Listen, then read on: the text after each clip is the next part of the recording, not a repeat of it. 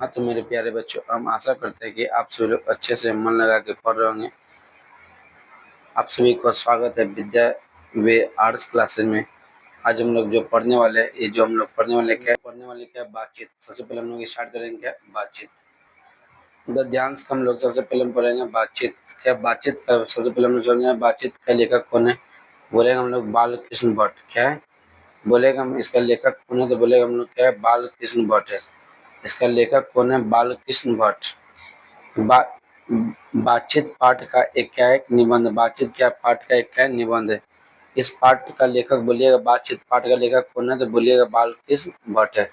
बालकृष्ण भट्ट का जन्म 23 जून 1844 ईस्वी में हुआ था। और यह कहाँ हुआ था, तो बोलिएगा इलाहाबाद के उत्तर प्रदेश में हुआ था। इलाहाबाद के उत्तर प्रदेश में हुआ था। तो बोलिएगा अगला पॉइंट हम लोग जानेंगे क्या, बालकृष्ण भट्ट का निधन कब हुआ था, तो बोलिएगा 20 जुलाई 1914 ईस्वी में हुआ था। 20 जुलाई 1914 ईस्वी में हुआ था। बालकृष्ण भट्ट की माता का नाम क्या, परवर्ती देवी। और पिता का नाम है बेनी प्रसाद। क्या पिता का नाम क्या है, बेनी प्रसाद। बालकृष्ण भट्ट भारतेंदु काल के लेखक है। क्या बालकृष्ण भट्ट कैसे लेखक है, तो बोलिएगा भारतेंदु काल के लेखक है। बालकृष्ण भट्ट के 1000 से अधिक निबंध है, जिसमें से 100 से अधिक निबंध के अति महत्वपूर्ण बोल सकते हैं भट्ट निबंध माला से संकलित है। हिंदी प्रदीप नामक पत्रिका का संपादन बालकृष्ण भट्ट ने 1877 ईस्वी में शुरू किया था।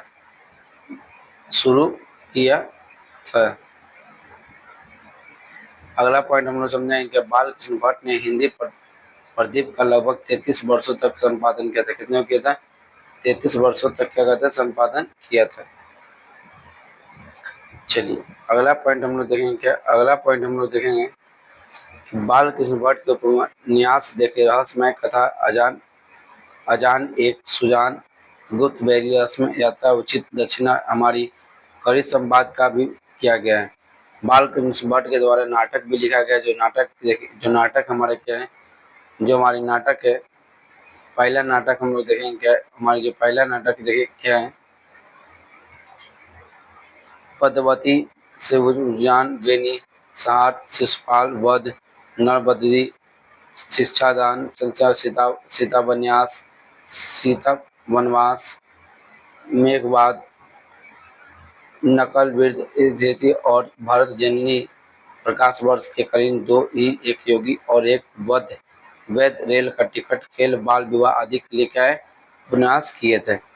इस मनुष्य की ईश्वर प्रदत्त शक्तियों का एक हमारी वक शक्ति है। क्या वक शक्ति है, सब कुछ 13 वर्ष के बाद लोगों के बीच आती है। असली बातचीत में दो लोगों के बीच संभव होती है। असली जो बातचीत होता है क्या है, दो लोगों के बीच संभव होती है। ये हमारा क्या है, बुक का गद्यांश है। इसके बाद हम लोग क्या पढ़ने वाले हैं, एक की व्याख्या। हम लोग क्वेश्चन आंसर देखने वाले हैं। आइए हम लोग क्वेश्चन आंसर को स्टार्ट करते हैं और देखते हैं। चलिए वीडियो अच्छी लगी तो वीडियो को आप लोग सभी लोग लाइक कर दिएगा, नया चैनल को लाइक और सब्सक्राइब करना नहीं भूलिएगा।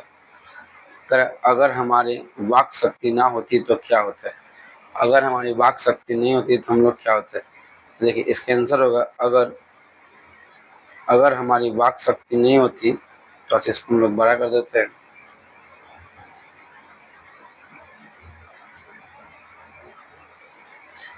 तो हम लोग क्या करते हैं, इसको बड़ा करते हैं। अब आइए, अगर हमसे वाक शक्ति नहीं होती तो हमें गूंगे बनकर रहना पड़ता। हम दूसरे के सुख दुख नहीं जान पाते और ना ही अपने सुख दुख दूसरे को बता पाते। एक दूसरे को कोई भी सहायता नहीं कर पाते। इसके कारण हमें सामाजिक ना होकर कुंता जंगली बन जाते। क्या होते, जंगली बन जाते। यह क्वेश्चन पूछा गया है कि अगर हमारी वाक शक्ति नहीं होती तो क्या होते, तो इसका आंसर बोलिएगा, अगर हमारी वाक शक्ति नहीं होती तो हम गूंगे बनकर रहते, हमारे सुख दुख नहीं, एक दूसरे को नहीं जान पाते, एक दूसरे की शिकायत, एक दूसरे से लड़ नहीं पाते। यही हमारी क्या वाक शक्ति है। दूसरा देखिए, दूसरा नंबर क्वेश्चन देखिए क्या करे, दूसरा नंबर क्वेश्चन करे कि बातचीत के संबंध में वेन जॉनसन और एडिसन के क्या विचार थे। वेन जॉनसन के अनुसार बातचीत के माध्यम से व्यक्ति के गुण दोष का पता चलता है। मौन रहने से अच्छे बुरे एक ही जैसी लगती है। यह किसने कहा था, यह कहा था बेन जॉनसन ने। एडिसन ने कहा था दो लोगों के बीच बीच को श्रेष्ठ माना जाता है, बातचीत को श्रेष्ठ माना जाता है। इसमें व्यक्ति खुलकर अपना मनोभाव एक दूसरे के सामने प्रकट करते हैं। क्या करते हैं? प्रकट करते हैं। क्या करते हैं? प्रकट करते हैं।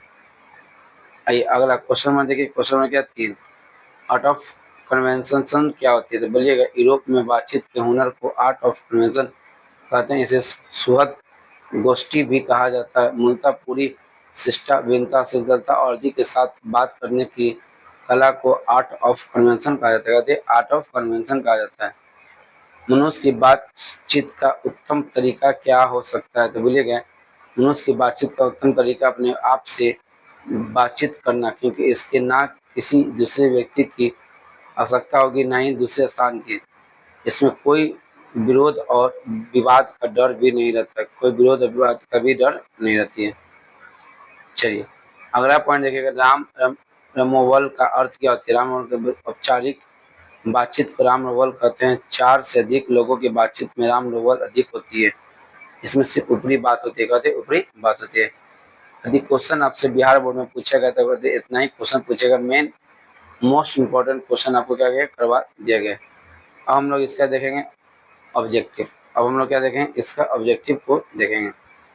आइए हम लोग ऑब्जेक्टिव को देखते हैं। पहला करें बाल कृष्ण भट्ट का जन्म कब हुआ था? बोलिएगा 1800 कब हुआ था? 1800 कब हुआ था? बोलिएगा 1854 ईस्वी में हुआ था। बाल कृष्ण भट्ट का निधन कब हुआ था? बोलिएगा 1914 ईस्वी में। कब हुआ था? 1914 ईस्वी में हुआ था। बाल कृष्ण भट्ट किस पत्रिका का संपादन? तो बोलेगा हिंदी पत्रिका। कौन सा पत्रिका? हिंदी पत्रिका के संपादन से। कौन सा पत्रिका? हिंदी पत्रिका के संपादन है।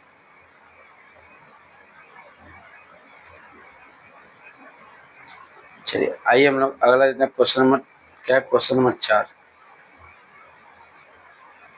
क्वेश्चन नंबर 4 का नूतन ब्रह्मचारी के लेखक का नाम क्या है? तो बोले बालकृष्ण भट्ट।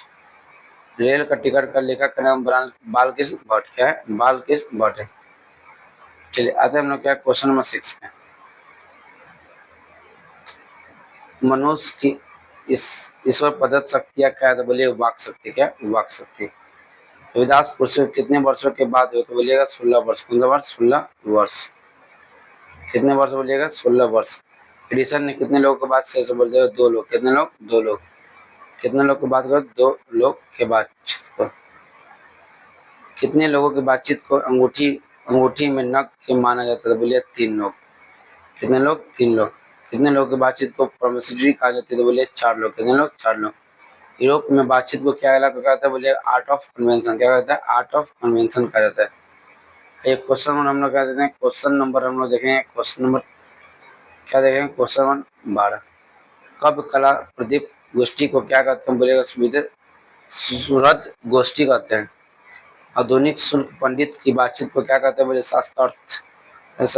25 वर्ष से ऊपर वाले की बातचीत कैसी होती है? बोले सर मतलब अच्छे से बोल विचार होती है। यदि अच्छे से बोल विचार होती है। आइए क्वेश्चन नंबर 15। 25 वर्ष से नीचे वाले बातचीत को क्या कहते हैं? दिल बहाल वाल। दिल बहाल वाल कहते हैं। क्या कहते हैं? दिल बहाल वाल कहते हैं। चलिए क्वेश्चन नंबर देखते हैं। Question number 16। क्वेश्चन नंबर 16 देखिए। कर हमारी वित्त मनोवृत्ति क्या दिखती है? तो बोले नए नए रंग। क्या देखते हैं? नए नए रंग। हमारी मूर्ति क्या देते? चमरिस्तान। क्या देते? चमरिस्तान देखती है। जीवा को क्या माना जाता है? बोले कतरनी। क्या? कतरनी मानी जाती है। क्रोध को क्या माना जाता है? बोले क्रोध को शत्रु मानी जाती है। क्रोध को शत्रु मानी जाती है। क्रोधादि को काबू में करने के लिए किससे काबू करना होता है? जीवा को।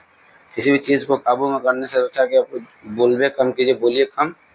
भाषण में किसका मौका रहता है? बोले नाच नखरा का। नाच नखरा का। बाल कृष्ण भट्ट का जन्म कहाँ हुआ था? बोले इलाहाबाद में। बाल कृष्ण भट्ट पद कौन सी विद्या? बोले निबंध। कैसे? निबंध। कैसे? निबंध। मनुष्य के रूप में संरचनात्मक क्या होती है? बोले बोलने से। क्या होती है? बोलने से। बोलने से मनुष्य के रूप के संरचनात्मक क्या होती है? किसका होती है? बोलेगा बेन जॉनसन ने बताया था। किसने बताया? बेन जॉनसन ने बताया था।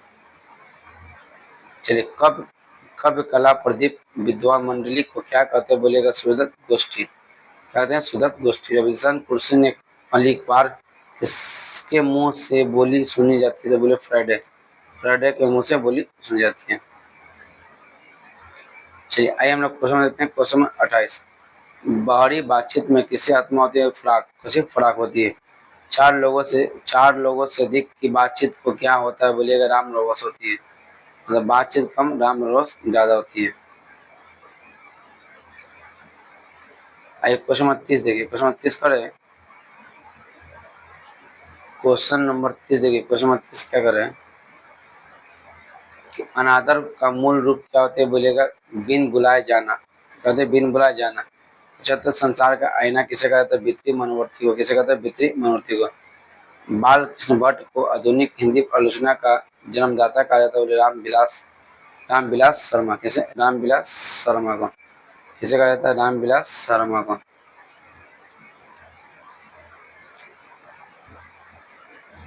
चलिए अब हम लोग क्वेश्चन नेक्स्ट पे। बालकृष्ण भट्ट को अध्ययनशील विद्वान और तीसरा विधि का आलोचना कहा जाता है? रामविलास किसको? रामविलास शर्मा को। आचार्य रामचंद्र शुक्ल ने रामविलास बालकृष्ण भट्ट को अंग्रेजी के किस निबंधकार की श्रेणी रखते थे? बोले एडिशन और स्टील के। एडिशन और स्टील के। चलिए आते हम लोग क्वेश्चन नेक्स्ट पे। कहते हैं question next. Question number next देखिए करे, बातचीत पाठ किस प्रकार का? बोलेगा ललित निबंध। बालकृष्ण भट्ट किस युग के रचनाकार है? बोले भरतेंदु काल का। कैसे? भरतेंदु काल का। जो कुछ धुआं और मदान का मजा लेता है वो भाप बनकर क्या होती है? बातचीत में। किसमें? बातचीत के लेखक है। 38 नंबर देखिए। 38 नंबर करे, भट्ट निबंध माला किसने खंडों में बांटा गया? बोले 2 खंडों में। कितने खंडों में? 2 खंडों में बांटा गया। हम लोग नेक्स्ट टॉपिक पढ़ने वाले हैं। क्या नेक्स्ट टॉपिक पढ़ने वाले? उसने क्या कहा था। इसका लेखक है चंद्रधर शर्मा। चलिए वीडियो अच्छी लगी तो वीडियो को आप लोग लाइक करिएगा। नया तो चैनल को लाइक सब्सक्राइब करना नहीं भूलिए।